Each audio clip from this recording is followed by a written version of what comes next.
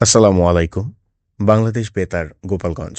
খবর পড়ছি সিফাত আবদুল্লাহ। ত্রয়োদশ জাতীয় সংসদ নির্বাচনকে সামনে রেখে মাদারীপুর জেলার ৩টি সংসদীয় আসনে মনোনয়নপত্র যাচাই বাছাই শেষে ২২ জন প্রার্থীর মনোনয়ন বৈধ ঘোষণা করা হয়েছে। একই সঙ্গে কাগজপত্রের ত্রুটি ও তথ্য গোপনের অভিযোগে ৫ জন প্রার্থীর মনোনয়ন বাতিল করা হয়েছে। গতকাল জেলা রিটার্নিং কর্মকর্তা ও জেলা প্রশাসক মোহাম্মদ জাহাঙ্গীর আলম জানান, ৩ দিনব্যাপী যাচাই বাছাই কার্যক্রম শেষে এসব সিদ্ধান্ত নেওয়া হয়। নির্বাচন অফিস জানায়, মাদারীপুর ১ আসনে একজন এবং মাদারীপুর ২ ও মাদারীপুর ৩ আসনে ২ জন করে প্রার্থীর মনোনয়ন বাতিল করা হয়েছে। রিটার্নিং কর্মকর্তা আরও জানান, যাদের মনোনয়ন বাতিল করা হয়েছে তারা নির্বাচন কমিশনের বিধি অনুযায়ী নির্ধারিত সময়ের মধ্যে আপিল করতে পারবেন। এদিকে শরীয়তপুরের ৩টি সংসদীয় আসনের মনোনয়নপত্র যাচাই বাছাই শেষে ১০ জন প্রার্থীর মনোনয়ন বাতিল এবং ১৩ জনের মনোনয়ন বৈধ ঘোষণা করা হয়েছে। গতকাল সকাল থেকে দুপুর পর্যন্ত যাচাই বাছাই শেষে এসব তথ্য জানান জেলা প্রশাসক ও রিটার্নিং কর্মকর্তা তাহসিনা বেগম। তিনি জানান, শরীয়তপুর ১, ২ ও ৩ এই ৩ আসনে মোট ২৩ জন প্রার্থী মনোনয়নপত্র জমা দেন। এর মধ্যে ভোটার তালিকার তথ্য ত্রুটি, অসম্পূর্ণ ব্যাংক হিসাব সংক্রান্ত কারণে ৫ জন দলীয় ও ৫ জন স্বতন্ত্র প্রার্থীর মনোনয়ন বাতিল করা হয়। রিটার্নিং কর্মকর্তা জানান, বিধি অনুযায়ী যাচাই বাছাই সম্পন্ন করা হয়েছে। এছাড়া যাদের মনোনয়ন বাতিল হয়েছে তারা নির্বাচন কমিশনের বিধি অনুযায়ী নির্ধারিত সময়ের মধ্যে আপিল করতে পারবেন।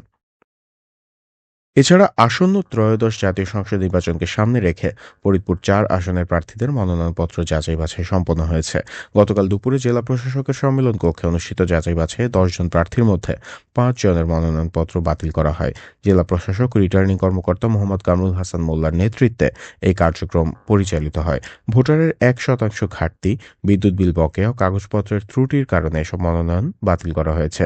বাতিল প্রার্থীরা নির্ধারিত সময়ের মধ্যে আপিল করতে পারবেন বলে নির্বাচন কমিশন সূত্র জানিয়েছে।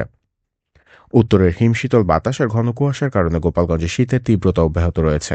গোপালগঞ্জ আবহাওয়া অফিস জানিয়েছে, আজ সকাল ৬টায় তাপমাত্রা রেকর্ড করা হয় ১১.২ ডিগ্রি সেলসিয়াস।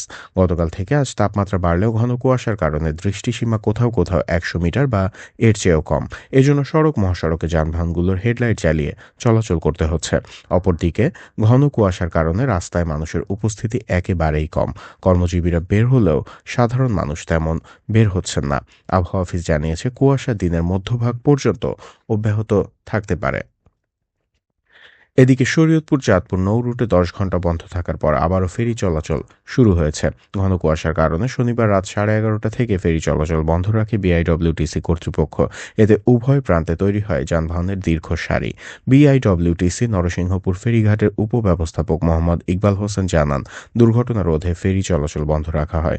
বর্তমানে এই নৌ রুটে ছোট বড় মিলিয়ে মোট ৬টি ফেরি চলাচল করছে। গোপালগঞ্জের মুকসুদপুরে যাত্রীবাহী বাসের চাপায় অজ্ঞাত এক বৃদ্ধ নিহত হয়েছেন। গতকাল সকালে ঢাকা খুলনা মহাসড়কের মুকসুদপুর উপজেলার ভাঙাপোল এলাকায় এই দুর্ঘটনা ঘটে। মুকসুদপুর থানার অফিসার ইনচার্জ আব্দুল্লাহ আল মামুন জানান, মহাসড়ক পার হওয়ার সময় ফাল্গুনী পরিবহনের একটি যাত্রীবাহী বাস তাকে চাপা দেয়। এতে ঘটনাস্থলেই তার মৃত্যু হয়। খবর পেয়ে পুলিশ ও ফায়ার সার্ভিসের কর্মীরা মরদেহ উদ্ধার করে ময়নাতদন্তের জন্য গোপালগঞ্জ ২৫০ শয্যা বিশিষ্ট জেনারেল হাসপাতালে মর্গে পাঠায়। এই বিষয়ে আইনগত প্রক্রিয়া চলমান রয়েছে। সবশেষে আবহাওয়া।